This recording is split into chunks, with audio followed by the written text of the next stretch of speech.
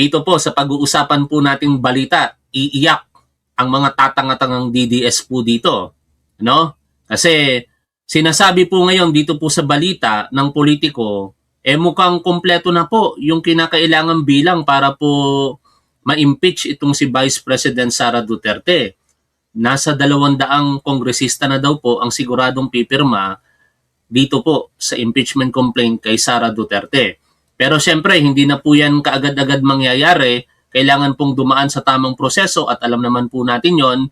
Sa ngayon, nadetermina na po yung sufficiency in form at in substance ng reklamo pong impeachment complaint number 3 at number 4 dito kay Sara Duterte. Kaya nga naman po binigyan siya ng pagkakataon ng sagutin ito sa loob lamang ng 10 araw na hindi po pwedeng ma-extend. But unfortunately, dahil po ang March 15 ay nag-fall on Sunday, ito po ay magpo-fall ngayon ang deadline on Monday, March 16. Mamaya meron pong interview si Congresswoman Jinky Luistro, ang chairwoman ng Committee on Justice sa House of Representatives. Pero bago po natin puntahan ang kanyang interview, puntahan muna natin ito pong vlog ni Attorney Enzo Recto. Kaugnay nga po nitong balita na atin pong tinatalakay ngayon. Pakinggan po natin ang kanyang mga opinion at reaksyonan po natin, mga tol. Mga kabunyog, pus na si Sara. Ha? Si Sandro Marcos na umano ang nagtitimon sa impeachment niya. Nako. Ha? May source tayo niyan, mga kabunyog, mga kababayan, ipapakita ko mamaya.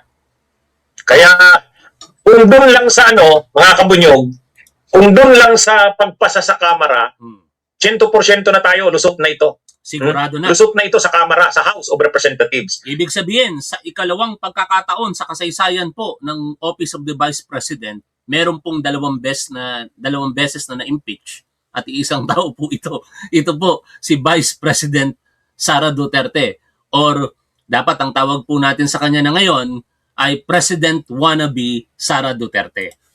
Sa Senado, sabi ni Panelo, hindi daw makakalusot, hindi daw makukonvict si Sara sa Senado.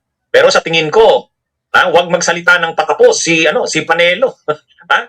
Medyo kahit sa Senado, delikado. Si Sara. Posibleng makonvict pa rin si Sara. Pag-usapan natin yan, mga kabunyog. Ito. Itong mga kabunyog, mga kababayan, pag-usapan natin itong itong tungkol kay Sandro Marcos. Natawa ko doon, Attorney Enzo. Anong ito? Nakailang ito na tayo. Pero hindi ka naman si Itok-Itok, ha? Nagbibiro lang ako. Mamaya ay makarating kay Attorney Enzo Recto ito. Siyempre, hinahanap niya pa yung balita. Kaya siguro nakailang salita siya ng ito. Pero hindi po yun ito, ha? Hindi po yun Itok-Itok. Ang Itok-Itok po kasi, mga tol, ito po yun. Hindi po natin makakalimutan si Itok-Itok, eh. Every time po kasi na nagsasalita si Tapwa ng initially, naaalala ko po si Itok-Itok at ito po si Itok-Itok. So as a final note, Ma'am Vice President, could you just give us your thoughts on the State of the Nation address? Right. Thank you. Good morning once again to everyone. First off, I'd like to thank our Department of Finance, the Bangko Sentral ng Pilipinas, PICC, for organizing this post-SONA briefing of the cabinet secretaries for our business community and for the entire country. Thank you very much for this opportunity to speak before all of you and explain the respective work that our cabinet secretaries and our departments need to do during the administration of President Marcos. Yan na. Initially? Yes.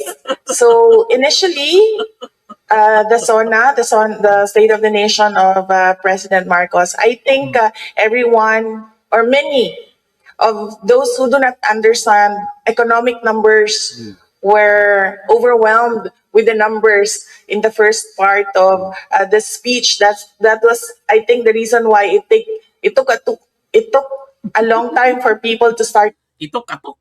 Itok-itok. Dito naman kay Attorney Enzo Recto, ito. Pero ano ba yung ito na binabanggit ni Attorney Enzo Recto? Yung balita. Mula po sa politico.com.ph. Tuloy po natin pakinggan si Attorney Enzo Recto.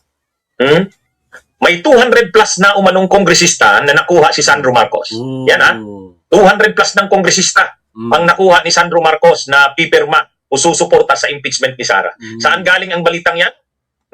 Mga kabunyog, Itok. Itok. ang balitang yan ay galing sa ito, Yan. galing sa Politico. Yan. Ayan. Politico.com. Oh. Ito mga kabunyog, ano to? Ayan ipakita ko ang ating picture. Ayan. 200 votes Yan. secured. Sandro Marcos reportedly leading impeachment push for Sara Duterte. Basahin natin yung balita. Siyempre, di ba? Yan. Mula po sa politico.com.ph. 200 votes secured. Sandro Marcos reportedly leading impeachment push versus Sara Duterte. Yesterday po ito, March 9, 2026. Vice President Sara Duterte could be headed toward another impeachment trial with around 200 lawmakers reportedly na paulat na sumang-ayon na i-endorso ang reklamo laban sa kanya na nagmula daw po sa paggalaw o pangungunan ito pong si House Majority Leader Sandro Marcos na pag-alaman po ng Politico. Ang presidential son, ano ba Tagalog nun? is said to be actively consolidating support across party lines to ensure the impeachment complaints move forward, Scoopers told Politico. Sandro has been talking to party leaders, negotiating support and making sure the numbers are there. One of the most critical blocks reportedly falling into line is the National Unity Party, the second largest political party in the House with roughly 40 members. Just last month, NUP officials had publicly expressed hesitation sa pangunguna ni Congressman Ronaldo Puno yan Ang hilig magsalita na kailangan daw ng bagong ebidensya. Saying they would most likely not vote in favor of impeaching Duterte unless new evidence emerge. Alam naman po natin na meron pong bagong ebidensya ngayon. Sino po yon? Yung nakakulong at kinasuhan ni Sara Duterte ng perjury ang nagpapakilalang bagman or aide niya na si Ramil Madriaga. Tapos, posible din na tumistigo na ito pong dating Deputy Ombudsman na si Carandang at saka ang dating senador na si Antonio Trillanes. But scoopers say the party's position may have softened after internal concerns were addressed. NUP members were allegedly assured that projects affected by recent budget cuts, including financial assistance and infrastructure projects, would continue. Kaya naman pala nagpaparamdam yung National Unity Party. Sabi ko na nga ba hindi po ako nag-alinlangan doon sa aking naiisip No? Bagamat hindi ko sigurado, pero pakiramdam ko talaga nagpaparamdam ang NUP sa administrasyon o sa majority ng House of Representatives o sa leadership po nito na kapag hindi nyo kami pinagbigyan, ito ay opinion ko lamang, hindi ko sinasabing ito yung kalagayan ng partido nila. Opinion ko po ulit ito, nililinaw ko po sa inyo na kapag hindi nyo kami pinagbigyan, hindi kami boboto, pabor para i-impeach si Sara Duterte. Siyempre, nagkakaramdaman ngayon dyan yan. Kaya siguro kumikilos ayon sa balita, ito pong si Congressman Sandro Marcos. Ito po ay ayon lamang sa balita. Hindi rin natin sigurado kung ito nga ba talaga ang posisyon ni Congressman Sandro Marcos dito.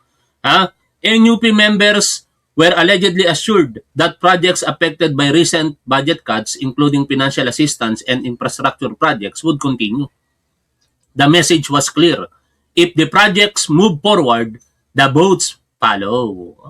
Understandable naman ito, mga tol. Kadalasan naman kasi ganyan talaga. Bigayan ng pabor yan Pinagbigyan kita sa pabor mula sa boto sa akin. Dapat yung pabor para sa mga constituents ko mangyari din. Tingnan natin kung ano mangyari sa inaharap dyan. The reported maneuvering comes after the House Committee on Justice last week found the impeachment complaints against Duterte sufficient in form and substance, allowing the process to proceed. Katulad po nung napakinggan ninyo sa intro natin kanina. The new complaints largely revived the allegations raised in the 2025 impeachment case, which was backed by 215 lawmakers but was later struck down by the Supreme Court on technical grounds, including the violation of the constitutional one-year bar rule and due process concerns. Pero hindi na yan ang mahalaga, nakaraan na yan. Ang mahalaga, kung totoo, ito pong at least 200 votes or 200 congressman and woman diyan po sa House of Representatives na papabor para po sa ikalawang pagkakataon ma-impeach ito pong si Vice President or dapat sinasabi lagi natin, nakakalimutan ko, President wannabe Sara Duterte. Tuloy po natin ang pakikinig po dito kay Atty. Enzo Recto. Tingnan nyo yung logo sa taas, Politico. Ang Politico ay bahagi yata ito ng Billionaire News Channel. Pag mga usapin sa politika, ito yung mga naglalabas ng mga reliable na mga information at balita. Itong Politico. Mga kabunyog, mga kababayan. Kaya ayon dito sa Politico, 200 votes na di umano ang nasigurado na. Ang mismo nang gumagalaw sa Kamara ay si Sandro Marcos. Kaya mga kabunyog, mga kababayan, alam nyo naman kasi, hindi naman niya nakapagtataka na si Sandro Marcos ang manguna dyan. Unang-una, ang mga kongresista. Ito, may mga side comment dito si Atty. Enzo Recto kasi sa paniniwala niya, malamya, malambot. Ito pong ating speaker na si Boji D. III. No? Hindi daw po ito katulad ng dating speaker na si Congressman Martin Romualdez. Kaya kinakailangan yung mismong anak na ng Pangulo, ang majority leader, ang manguna. Pakinggan natin patuloy, Hindi susuporta yan sa impeachment ni Sara kung walang Oy, Maring Milet Oha, happy birthday sa'yo, Mare. Good afternoon. At sana lahat ng mga kahilingan mo sa iyong kaarawan matupad. Bigyan ka ng patuloy na maayos na kalusugan at mas marami pang kaarawan sa hinaharap. Yun. Sigurado yun. Kailangan dyan, kasi 300 plus yan na kongresista. Noong panahon na ang speaker dyan ay si Martin Romualdez, papasunod yan ni Martin Romualdez. Yun. Siyempre, unang-una, talagang matagal na, veterano ng politiko si Martin Romualdez. Ay, ilang administrasyon na ang pinagdaanan ni Martin Romualdez. Kaya yung impeachment ni Sara noong February, si Martin Romualdez ang nag-command noon. Si Martin Romualdez yun. Yung isa pa, napakaraming resources na nagamit si Romualdez para yung mga kongresista mapasunod niya. Alam naman natin ang mga kongresista. Paano yan? Kung maliban na lang doon sa iba na may paninindigan, talagang susuporta yan sa impeachment, may usapan o wala. Halimbawa, yung Makabayan Black, wala. Ano yan? Talagang susuporta yan, may impeachment, ay may usapan o wala. Kasi prinsipyo na nila yan, tulad nila Laila de Lima, yung Akbayan, Makabayan Black, yung liberal. Pero pagdating sa ibang mga kongresista, naghihintay yan ng pabor na ibibigay ng administrasyon. Ang lagay, ano ba sa amin dyan? Sa totoo lang, mawalang galang na kay Atty. Enzo Recto. Paniniwala niya lang yan, but I beg to disagree.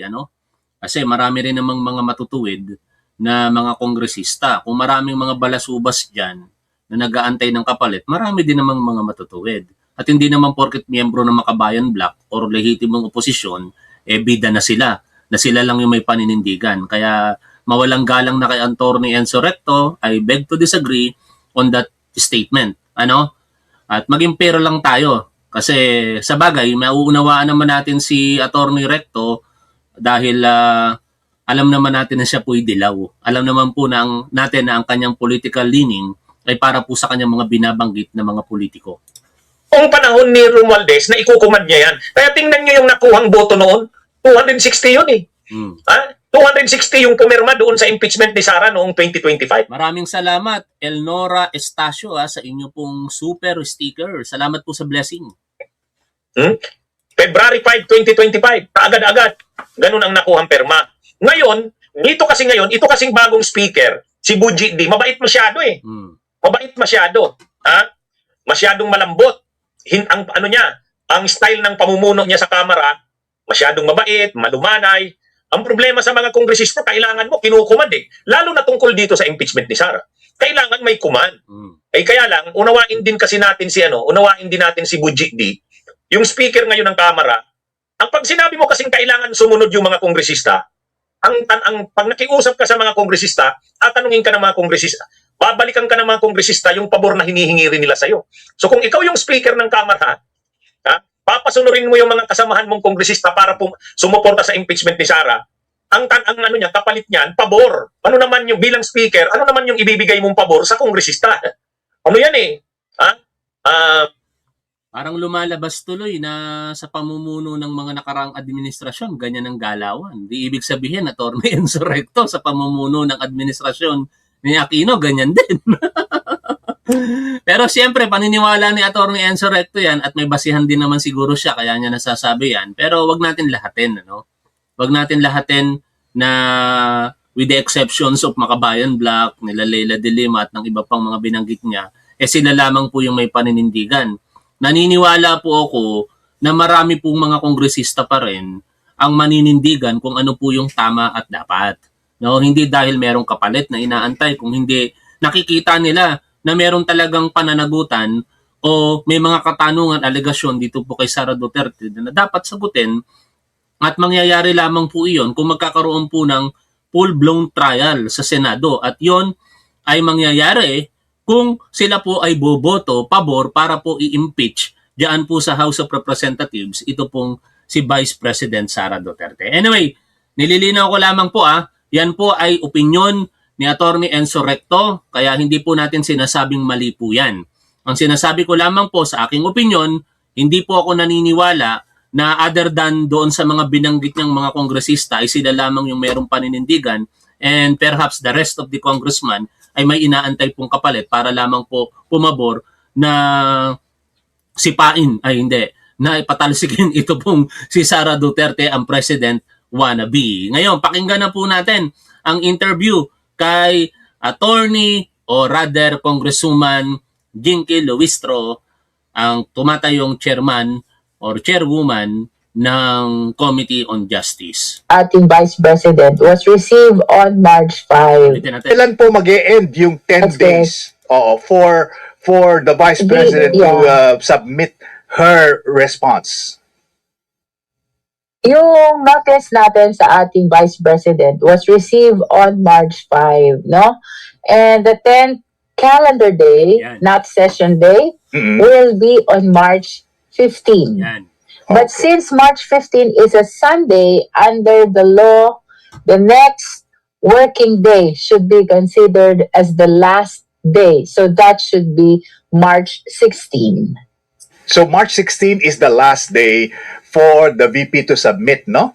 That's correct. Okay. All right. So now the next question will be Kong Jinky, ano po? We're in a, I think we can call it a terrible crisis situation now.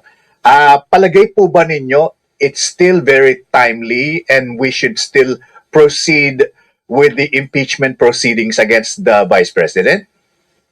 Again, this is a constitutional duty, Peter, no? Mm-mm. So, for as long as the justice members are Sagutin natin si Scorpio kasi may concern siya. Sabi niya, si Soto din hanggang ngayon di pa sila kumilo sa issue ng Ethics Committee ni Special Dutae JB, pati yung Committee on DNR. Aba, mukhang hindi ka nanonood ng balita, ano?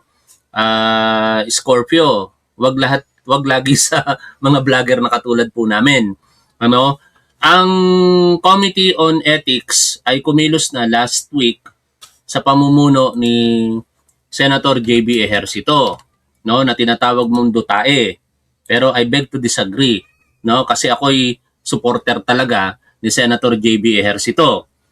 Ang punto is maging makatotohanan po tayo at hindi po puro paninira lamang sa mga politikong ayaw po natin. Ano? Kumikilos po ang kampo ni Senator JB Ejercito at ito nga po makikita nyo sa kanyang Facebook page at ibinalita na rin po ito na nag-convene na po ang Committee on Ethics. No? Hindi po totoo na hindi kumikilos. No? Kasi kung sinasabi nyo hindi kumikilos, para saan pa yung naging meeting nila? Nandiyan nga si Amy Marcos, si Senator Risa Ontiveros, si Senate President Tito Soto, bilang chairman ng Committee on Ethics and Privileges, si Senator JB Ejercito, Senator Kiko Pangilinan, Senator Erwin Tulfo, at Senator Rodante Marcoleta. March 4 po sila kumilos. Kaya wag po natin sabihin hindi kumikilos. Siguro mas makatwira na sabihin mo, Scorpio, mabagal ang pagkilos. Pero yung sasabihin po natin na hindi po kumikilos, isa po yung panlilinlang sa ating mga kapwa manonood, at ayoko po sanang sabihin pero ramdam ko naman yun sa iyo, Scorpio, na talagang galit ka kay Senator JB Ejercito kaya lagi mo siyang binabanatan sa ating programa. Pero karapatan mo yan at karapatan ko rin namang ipagtanggol si Senator JB dahil alam na alam ko kung ano pong pagkatao meron siya dahil personally nakatulong po siya, no? Ngayon katwiran mo, sabi mo noon sa live stream din natin, ang taga-China tumutulong din naman. Huwag mong ikumpara ang isang bagay na apple at orange, no? Magkaiba po 'yon. Kung ang pagtulong ni Senator JB Ejercito ay nagawa sa aking inaanak, wala pong inaantay na kapalit 'yon. Alam naman po natin na ang China kapag tumulong sa Pilipinas may kapalit. Anyway, balik na po tayo, nadadivert po tayo sa ating talakayan eh. Supposedly, dapat dito tayo sa impeachment complaint. Kaso lang may mga ganyang komento, kaya lang namang hindi ko po pansinin. Ang sa akin kasi, wag po natin sisiraan ang isang tao kung wala po tayong basihan. Hindi lamang galit po tayo sa isang senador.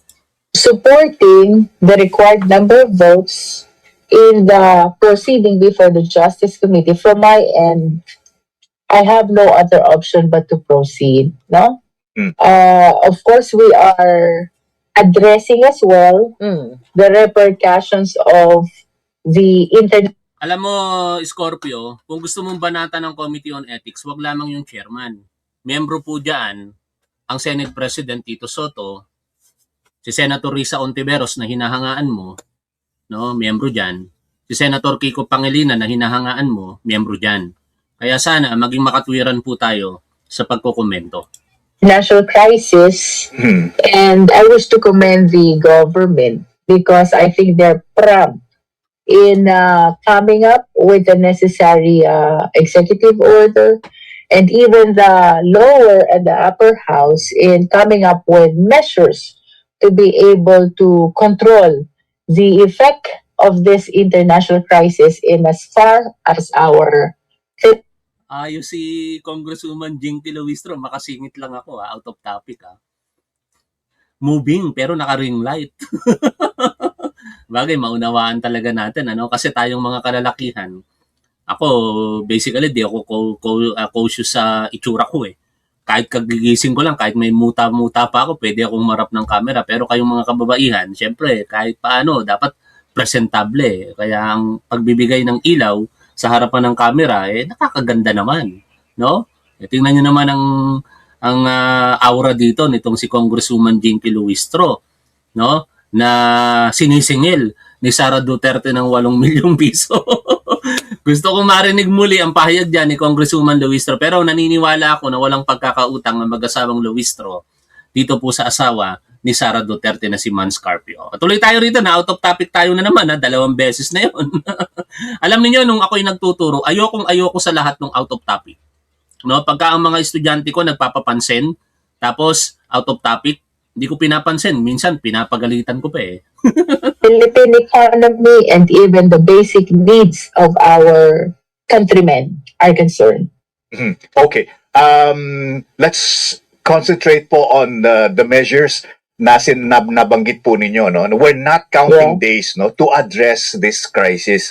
It needs to be ASAP, sana. Yeah, it has to be as of yesterday, parang ganun eh. Ano po ang pwedeng gawin ng Kamara para po karakaraka magkaroon po ng kahit na bahagyang relief dito po sa napakataas na presyo ng petrolyo? Yan na. Out of topic din sila. Kaya babalik tayo doon po sa impeachment ni Vice President Sara Duterte. Ang inaantay lang naman natin dito mga tol, yung determinasyon ng sufficiency in ground. No, pag sinabing sufficiency in ground, ito na po yung basihan para po magkaroon ng formal na deliberasyon, pagpepresenta po ng mga ebidensya ng nagrereklamo at pagpepresenta din po ng ebidensya ng mga nito pong kanilang inirereklamo na si President wannabe Sara Duterte. At base po sa magiging deliberasyon dyan, kung yan po ay kakikitaan ng sufficiency in ground, iaakyat po yan sa plenaryo. At doon na po papasok, ito pong pinag-uusapan po natin na balita ngayon, na 200 votes if ever, no? Na di umano'y ang naglilid ay si Congressman Sandro Marcos, ang ating House Majority Leader. Sa akin naman, walang problema ito. After all, trabaho niya yan, Majority Leader eh. No? Siyempre, kung ano yung kagustuhan ng majority ng mga kongresista, dapat meron siyang say doon. At kita naman natin na majority po ng mga kongresista, mukhang gustong matuloy po ito sa isang impeachment. Nakita naman po natin na yun sa boto, di ba? 54 against 1. Even yung akala ng mga DDS na sumusuporta kay Sara Duterte na si Rufus Rodriguez, anong nangyari? Bumoto, pabor, para po ma-impeach. O pabor, para po madeklarang sufficient in substance ang impeachment nito pong si Sara Duterte. At pagka ganyan na po ang nangyari, malamang sa malamang, diretso na po yan sa Senado. At dito, makakasigurado tayo na meron pong impeachment trial.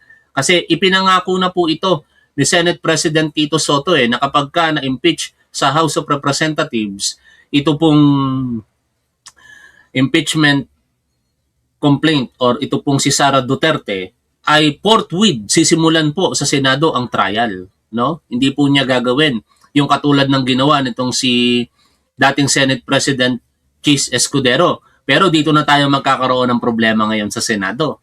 No? Katulad po nung sinasabi ni Scorpio na si JB Ejercito ay maaaring bumoto pabor para kay Sara Duterte.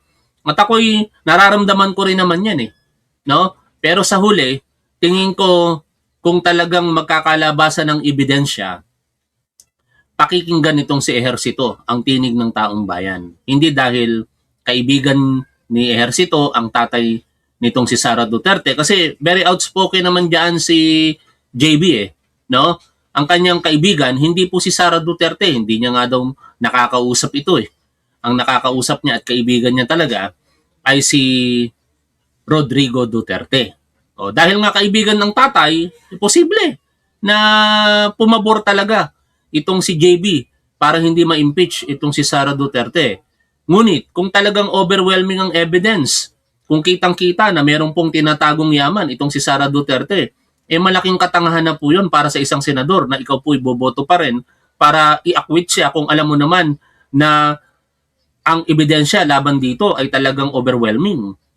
Kaya naniniwala ako na kapag ka nailabas ng maayos ang ebidensya ng prosecution laban kay Sara Duterte, walang magagawa itong si Senator JB Ejercito kung hindi bumoto kung ano yung nararapat base po sa ebidensya.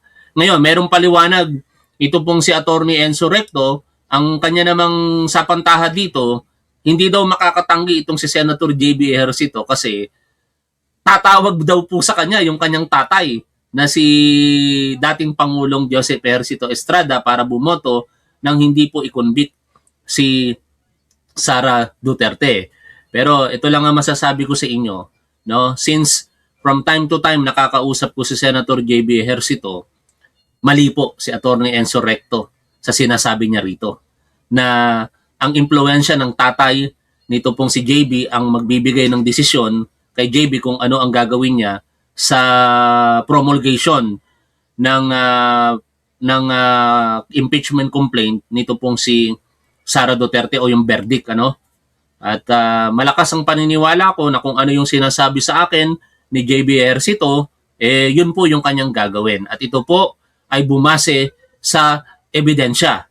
Although ang posisyon niya, kahit sa impeachment ng ating Pangulong Bongbong Marcos at impeachment nitong si Sara Duterte ay hindi po siya pabor. Kasi para kay JB Ejercito, malinaw naman yung kanyang sinasabi sa harapan ng publiko, hindi talaga siya agree sa mga impeachment kahit sino ang ilagak dyan. Dahil para sa kanya, nakakapagpabagal daw po yan sa progreso ng ating bansa, ng ating ekonomiya at napag-iiwanan na po tayo ng mga karatig po nating bansa. Which is may pinaguhugutan naman siya.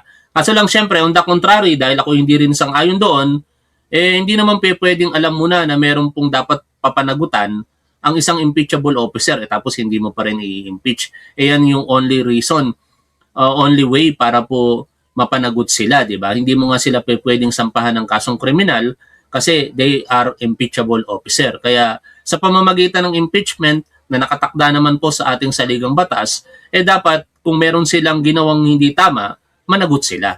Yun naman po ang posisyon ko dyan. O tuloy po natin ang pakikinig po dito kay Attorney Enzo Recto. Palitan yan eh. Ngayon, ang problema kay Speaker Butchigdi, siyempre limited din yung kanyang autoridad. Hindi naman siya tulad ni Martin Romualdez, pinsan ng presidente. Ha? At saka sanay na si Martin Romualdez sa ganyang mga usapan. Si Speaker Butchigdi, medyo, siyempre, hindi naman ganun kalawak yung kaya niyang desisyonan. O ngayon, paano mo ngayon mapapasunod ang mga kongresista sa impeachment ni Sara? Lalo pa sila Sara, gumagalaw din. Siyempre, gumagalaw yan sila Sara. Malamang, marami na yan. O hindi malamang, sigurado. Sigurado tayo, kinakausap na rin nila Sara, sila Gloria Arroyo, gumagalaw na yan. Huwag suportahan ang impeachment ni Sara. Ngayon, siyempre, kinakailangan may magkuman, may magtimon sa mga kongresista. Ngayon, kung hindi kaya ni Speaker Butchigdi, kailangan yung susundin talaga ng mga kongresista. Sino ba ang susundin ng mga kongresista? At yun, ayon sa paniniwala ni Attorney Enzo Recto, si Congressman Sandro Marcos. O, uulitin ko lahat ng mga sinabi ko dito, maliban po doon sa binasa po nating balita, ay opinyon ko lamang.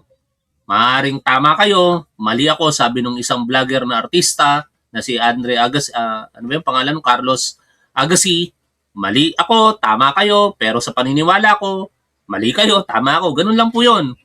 Nasa demokrasya po tayo. Ang punto lang natin dito, wag natin i-impose ang paniniwala natin sa iba. No?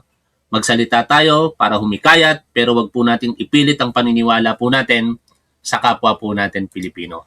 Maraming salamat po sa inyong lahat. Shoutout po sa lahat ng ating mga manonood, sa mga sumusuporta patuloy sa ating gobyerno at sa ating Pangulong Bongbong Marcos. Maraming salamat po. Shoutout po muli sa inyong lahat. Lagi po nating tandaan kung ano po ang tama at dapat, doon po tayo. Keep safe. See you always. Bye for now, mga tol.